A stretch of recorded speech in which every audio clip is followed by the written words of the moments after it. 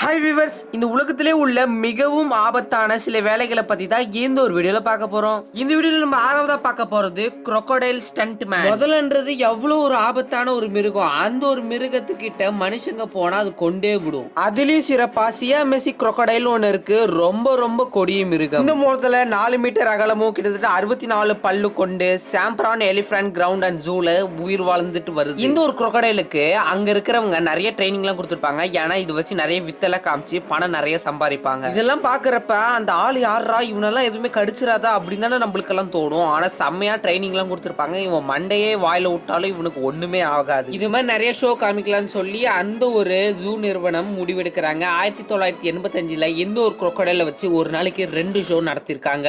இன்னிய நாள் மாதிரி தான் மறுநாளும் இருக்க முடியும்னு எப்படிங்க சொல்ல முடியும்? அதே மாதிரி தாங்க 2018ல பாத்தீங்கன்னா ஒரு சம்பவம் நடந்திருக்கு. அவர் வித்த காமிச்சிட்டு இருக்கப்ப டக்குன்னு அந்த ஒரு முதல்ல டக்குன்னு கையை கடிச்சிடுச்சான். ஆனா 2 வாரத்துக்கு அப்புறம் அவரோட கையும் சரியாயிடுச்சு. அவரும் நார்மலா அதே ஒர்க்க செய்ய ஆரம்பிச்சுட்டாராம். நம்ம 5ஆவதா பார்க்க போறது மேட் ஹனி ஹார்வெஸ்டர். கிட்டத்தட்ட ஹிமாலயன் மலையில இருந்து ஒரு தேன் எடுக்கிறதுன்றது எவ்வளவு பெரிய கஷ்டம். அந்த மலையில இருந்து தேன் எடுக்கிறதா இந்த ஒரு மேட் ஹனி. இந்த ஒரு குறிப்பிட்ட ஹனி வந்து பாத்தீங்கன்னா ஒரு குறிப்பிட்ட பூல தான் பூக்கும். அந்த ஒரு குறிப்பிட்ட பூ பேர் தான் ரோடோடரான் பிளான்ட். இந்த பூ வந்து இங்கெல்லாம் இருக்காதுங்க, கிட்டத்தட்ட ஹிமாலயன் மலை கிட்ட இருக்கும். இந்த ஒரு மேட் ஹனி நம்மளோட சாதாரண தேனோட ரொம்பவும் வித்தியாசப்பட்டு இருக்கும். இதை நிறைய குடிச்சாங்கன்னா ரொம்பவும் பைத்தியக்காரங்க மாதிரி ஆயிடுவாங்க.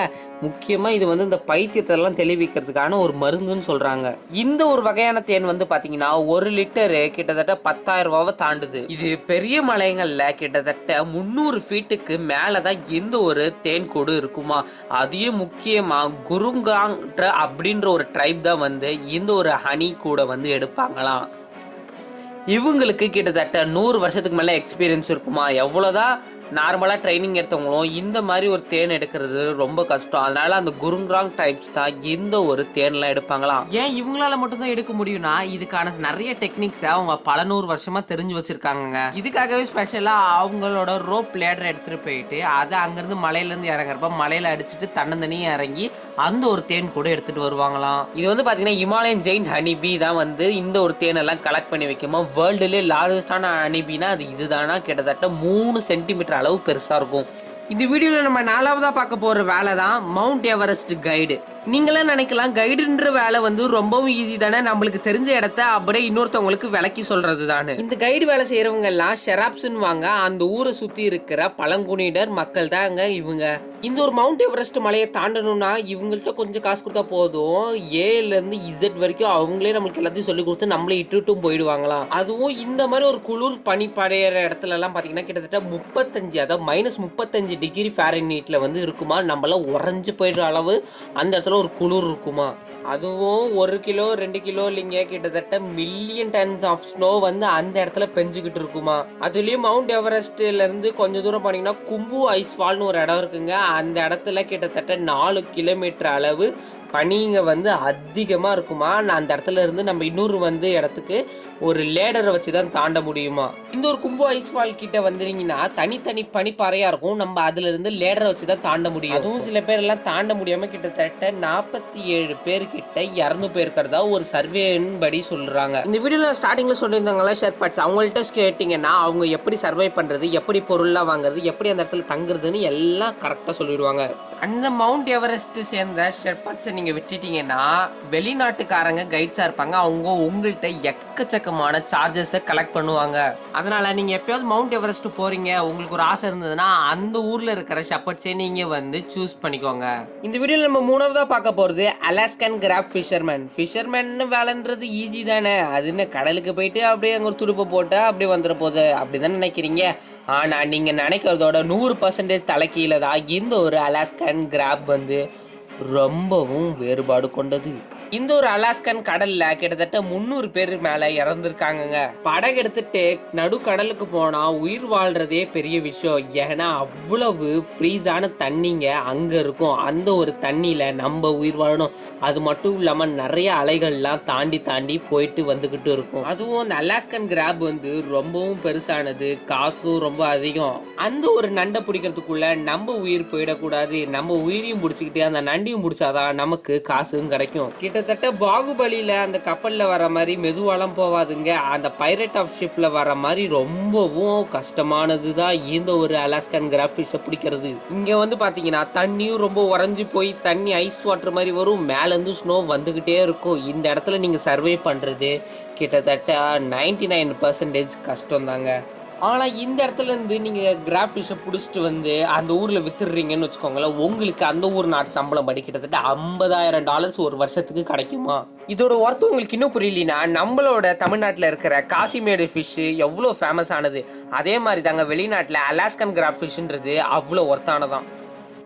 இந்த வீடியோவில் நம்ம ரெண்டாவதா பார்க்க போகிறது அண்டர் வாட்டர் வெல்டர். இது வரைக்கும் நம்ம ஏதோ கிரில் கேட்டியோ இல்லைன்னா ஏதோ காரை தானே வெல்டு பண்ணி பார்த்துருக்கோம். கடல் கடியில் கப்பலை இல்லைன்னா வேற ஏதாவது வெல்டு பண்ணி பார்த்துருக்கீங்களா? தண்ணி கடியில் வெல்டு பண்ணுறது தான் இவங்களோட மெயின் வேலையே. அதுலேயும் இவங்க கடல் கடியில எல்லாம் போய் வேலை செய்கிறப்ப முக்கியமாக போர்பெர் ஈகிள் அப்படின்ற ஒரு பெரிய ஷார்க் வந்து இவங்கள ரொம்பவும் தொல்லை பண்ணுமா. நீங்களாம் நினைக்கலாம் இவன் என்னடா இப்படி ஒரு உருட்டுறானே அப்படின்னு. அப்படியெல்லாம் இல்லைங்க, உண்மையாக கடலுக்கு அடியில் போய் வேலை செய்கிறப்ப அந்த இடத்துல நிறைய ஷார்க் சுறா மீன் வந்து தொல்லை பண்ணுமா. அதிலெல்லாம் இவங்க இருந்து சமாளிக்கிறதுனால தான் இவங்களுக்கு மாதம் இல்லைங்க வருஷம் ஒரு $100,000 $200,000 வரைக்கும் இவங்களுக்கு தராங்க. அதுலேயும் இவங்க எல்லாம் இன்னும் நல்லா வேலை செஞ்சாங்கன்னா கிட்டத்தட்ட 3 மடங்கு உயர்த்துவாங்களாம். ஆனால் கடலுக்கு நடுவில் போய் வேலை செய்கிறது ரொம்பவும் கஷ்டம். அந்த இடம் ரொம்பவும் இருட்டாகும். உங்கள்கிட்ட லைட்டு கன்ஃபார்ம் இருக்கணும், அந்த லைட்டில் சார்ஜ் இருக்கணும், நடுவில் சார்ஜ் போயிடக்கூடாது. அப்படி லைட்டு போகிறது மூலமாக நிறைய குட்டி மீன்கள் அட்ராக்டிவ் ஆகி வரும். அந்த குட்டி மீன்கள்லாம் பார்த்து பெரிய சுறா மீன் அதை அட்ராக்டிவ் பண்ணி உங்களை முழுங்கிடும். நம்ம எவ்வளோ தண்ணி கடையில் போகிறோமோ அவ்வளோ அளவு ப்ரெஷர் அதிகமாகிட்டே இருக்கும், நம்மள்கிட்ட இருக்கிற ஆக்சிஜன் அளவு குறைஞ்சிக்கிட்டே வரும். அதுலேருந்து நம்ம சர்வைவ் பண்ணி அந்த இடத்துல வெல்டிங் பண்ணுறது ரொம்ப ரொம்ப ரொம்ப கஷ்டமாக வேலை. அந்த கடல்ல இருந்து நைட்ரோஜன் வந்து அதிகமா வெளில வருது. கொஞ்ச நேரம் தான் நீங்க அங்க இருக்க முடியும். உங்களோட பிளட் செல்ஸ் எல்லாம் சீக்கிரமா பாதிப்படைய ஆரம்பிக்கும். நம்மளோட கையெல்லாம் அப்படியே உறைஞ்சு போன மாதிரி ஆயிடும். குளிர் அதிகம். இது மூலமா உங்களுக்கு தலைவலி, கைவலி, கால்வலி, நிறைய எக்கச்சக்கமான பிரச்சனைகள் வரதுக்கு வாய்ப்பு இருக்கு. அப்படியே நீங்க உயிரோட வந்துட்டீங்கன்னா உங்களுக்கு தாங்க அவ்வளோ பெரிய சேலரி தருவாங்க. நம்மளோட வீடியோல முதல்ல பார்க்க போறது லைட் ஹவுஸ் கீப்பர். இந்த ஒரு லைட் ஹவுஸை பத்திரமா பாத்துக்கிறவங்களுக்கு எக்கச்சக்கமான சம்பளம்னு சொன்னா யாருங்க பாத்துக்காம இருப்பீங்க? இந்த ஒரு லைட் ஹவுஸ் கிட்டத்தட்ட 1755 காலத்துல எடிஸ்டோன் அப்படின்ற ஒரு இடத்துல இருக்குங்க. இந்த ஒரு இடத்த கிட்டத்தட்ட 95 வயதான ஹென்ரின்ற ஒருத்தர் பார்த்துக்க வந்திருக்காரு. மேலே வந்து தீப்பிழம்பு கக்கிக்கிட்டே இருந்திருக்கு. அதாவது இந்த ஒரு லைட் இருந்தாதான் அங்கே இருக்கிற சிக்னல் வரும். அங்கேருந்து ஒரு தீப்பிழம்பு அவரோட வாயில பட்டு அதிர்ஷ்டவசமாக தப்பிச்சிட்டாரு. ஆனால் அங்கேருந்து கிட்டத்தட்ட 12 நாள் கழிச்சு இறந்து போயிடுறாரு. அவரோட வயிற்று கீழே இருந்து ஒரு பெரிய இரும்பு ராட் எடுக்கிறாங்க. அதனால இந்த ஒரு லைட் ஹவுஸை பத்திரமா பார்த்துக்கிட்டு இருந்தது ரொம்ப கஷ்டமான காரியம். இதில் இருக்கிற லைட் எப்பயுமே நின்றவே கூடாது. இது எரிஞ்சுக்கிட்டே இருந்தாதான் அதை பார்த்து கப்பலுங்கள்லாம் கரெக்டாக கரையை நெருங்கும்.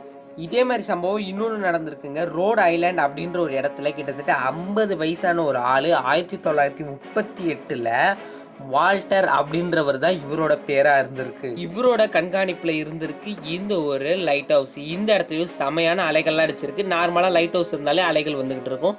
இந்த ஒரு இடத்துல தான் ரொம்ப பெரிய பிரச்சனை நடந்திருக்கு. கிட்டத்தட்ட ரொம்ப அலைகள் வந்து இந்த ஒரு லைட் ஹவுஸை நாசம் பண்ணிடுச்சு. இந்த ஒரு லைட் ஹவுஸ்க்குள்ள தான் அந்த ஒரு வால்டரும் இருந்திருக்காரு.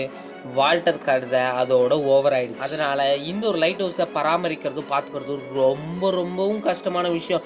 ஆனால் இதை பார்த்துக்கிறவங்களுக்கு கிட்டத்தட்ட $45,000 per இயருக்கு கிடைக்குது. வீடியோ பார்த்துக்கிட்டு இருக்க நீங்க என்ன வேலை செய்றீங்கன்றதை மறக்காம கமெண்ட் பண்ணிடுங்க. இந்த வீடியோ பற்றி லைக் பண்ணுங்க, ஷேர் பண்ணுங்க, மறக்காம நம்ம சேனலை சப்ஸ்கிரைப் பண்ணுங்க. இன்னொரு அமேசிங்கான வீடியோவில் பார்க்கலாம். Tata bye bye, see you.